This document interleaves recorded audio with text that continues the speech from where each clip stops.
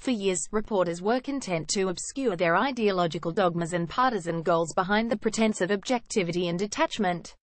Though the Washington Post, New York Times, and CNN practiced combat journalism against conservatives and Republicans, they did so while aspiring to professional standards of facticity and fairness, and applying, every now and then, scrutiny to liberals and Democrats worthy of investigation. Donald Trump changed that, of course. He is so unusual a figure, and his behavior so outlandish, that his rise precipitated a crisis in a profession already decimated by the collapse of print circulation and advertising dollars. The forces that brought Trump to power are alien to the experience of the men and women who populate newsrooms, his supporters unlike their colleagues, friends, and neighbors, his agenda anathema to the catechism of social liberalism, his career and business empire complex and murky and sensational. Little surprise that journalists reacted to his election with a combination of panic, fear, disgust, fascination, exhilaration, and the self-affirming belief that they remain the last line of defense against an emerging American autocracy. Who has time for dispassionate analysis, for methodical research and reporting, when the president's very being is an assault on one's conception of self, when nothing less than the future of the country is at stake, especially when the depletion of veteran editors, the relative youth and inexperience of political and congressional reporters, and the proliferation of social media, with its hot takes and quips, its groupthink and instant gratification, makes the transition from inquiry to indignation all too easy. There is still excellent journalism. I would point, for starters, to the work on charter flights that led to the resignation of Tom Price. But the overall tone of coverage of this president and his administration is somewhere between the hysterical and the lunatic. Journalists are trapped in a condition of perpetual outrage, seizing on every rumor of discontent and disagreement, reflexively denouncing Trump's every utterance and action, unable to distinguish between genuinely unusual behavior, the firing of Comey, the tenure of Anthony Scaramucci, the fine people on both sides quip after Charlottesville, and the elements of Trump's personality and program that voters have already, so to speak, priced in. Supposedly authoritative news organizations have in one case taken up bizarre mottos, like democracy dies in darkness, and in another acted passively-aggressively by filing Trump stories under entertainment, only to recategorize the material as news with the disclaimer since dropped that Trump is a serial liar, rampant xenophobe, racist, misogynist, and birther. The mode of knee-jerk disgust not only prevents the mainstream media from distinguishing between the genuinely interesting stories and the false, partisan, and hackwork ones. It also has had the effect of further marginalizing print and broadcast journalists from Middle America. The other day, for example, Bob Schieffer observed on Face the Nation that 1 in 5 journalists live in New York, D.C., or Los Angeles. The news is manufactured by residents of the liberal bubble, where conservatives are few and far between and certainly do not sound like Sarah Palin. Jobs are plenty, education is high, and the benefits of globalization manifest in cheap prices, exotic restaurants, and a reserve labor force of cleaners, contractors, and home care specialists.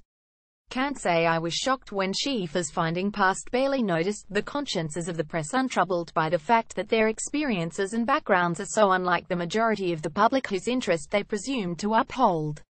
Nor was I stunned when a major report from the Pew Research Center found that about 6 in 10 news stories about Trump's first 60 days, 62% carried an overall negative assessment of his words and actions. That is about 3 times more negative than for Obama, 20%, and roughly twice that of Bush and Clinton, 28% each. This, at a time when the stock market is at record highs, the economy is at full employment, and Americans are upbeat about the recovery. The president's inability to register majority approval in opinion polls may be unprecedented, but so is the amount of negative coverage he has received. Perhaps there's a connection. Trump does not change, but his critics in the media have. Their feelings of revulsion toward him have deepened. Their eagerness to oppose him has become more acute. The scope of their vision has constricted to include only Trump, what he says, tweets, and does.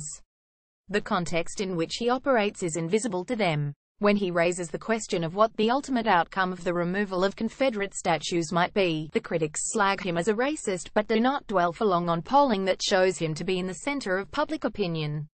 When he voices what many have felt about the politicization of the NFL and the attack on the flag and national anthem, the critics say he is being divisive and insensitive.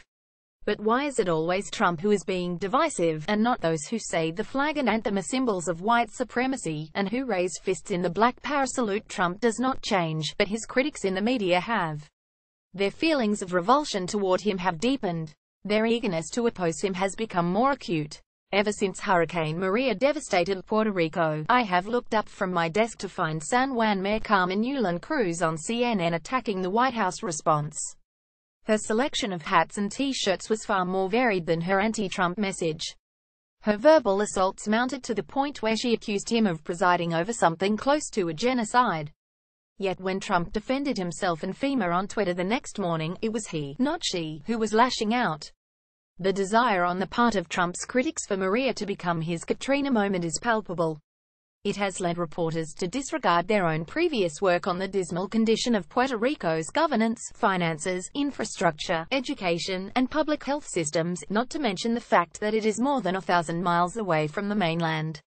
It has inspired articles suggesting that an influx of Puerto Ricans to Florida could well prove to be a boon to Democrats. They said the same thing before 2016. It spurred Paul Krugman to circulate the fake news that cholera had appeared on the island. Most ridiculous was the Bloomberg story, Trump's Puerto Rico feud may cause lasting damage to the GOP, whose authoritative and objective sources included an academic, Chuck Schumer, Bernie Sanders, and John Brennan. As I watched Trump visit the island Tuesday, I saw crowds that looked pleased to see him, eager for his help, and even chuckling at his irreverence. Yet the commentary from D.C. and New York-based pundits, uniformly hostile to the president, was that his appearance was an unmitigated, embarrassing, insulting disaster. Whom to believe, the folks who thought Hillary had it in the bag, or my own lying eyes? Media-driven myths are tales of doubtful authenticity, false or improbable claims masquerading as factual, writes W. Joseph Campbell in Getting It Wrong, debunking the greatest myths of American journalism. In a way, they are the junk food of journalism, alluring and delicious, perhaps, but not especially wholesome or nourishing. If that is the case, then since Trump's inauguration the media have been binging on Frito-Lays. Among Campbell's subjects is the flawed and exaggerated coverage of the Bush administration's response to Hurricane Katrina. On crucial details, journalists erred badly and got it wrong. Perish the thought that journalists might be getting some of the crucial details of the Trump administration's response to Hurricane Maria wrong, as well. By the time of the mass shooting in Las Vegas, and the inevitable calls for gun control in its aftermath, I was once again reminded that much of what I read or watch contains no information whatsoever. It has become impossible to report just facts about gun violence, tweeted a reporter for NBC, without any acknowledgement that if he is tired of facts he might have chosen the wrong profession. Then again, maybe HE's in exactly the right place. What passes for news today is speculation and advocacy, wishful thinking and self-fashioning, mindless jabber and affirmations of virtue, removed from objective reality and common sense. The content is intended not for the public but for other media. In a recent interview with Peter J. Boyer about her institution's study of press coverage of Trump, Amy Mitchell said, "One of the things that was interesting to see was that, while the topic of the news media was not a huge percentage of overall coverage, journalists were both the second most common source type as well as the second most common trigger of the stories. The CNN anchors aren't talking to you. They are talking to one another. The conversations that journalists in New York and D.C. and LA trigger among themselves have very little to do with the conversations between most people, in most places, at most times. The conversations are self-referential, self-sustaining, self-validating, and selfishly concern one topic: the President of the United States. That may be why his critics in the press are so fixated on his tweets. Twitter is his way of talking back. It's how he pops the liberal media bubble." Matthew Continet, he's the editor-in-chief of the Washington Free Beacon, where this column first appeared. Copyright 2017, all rights reserved.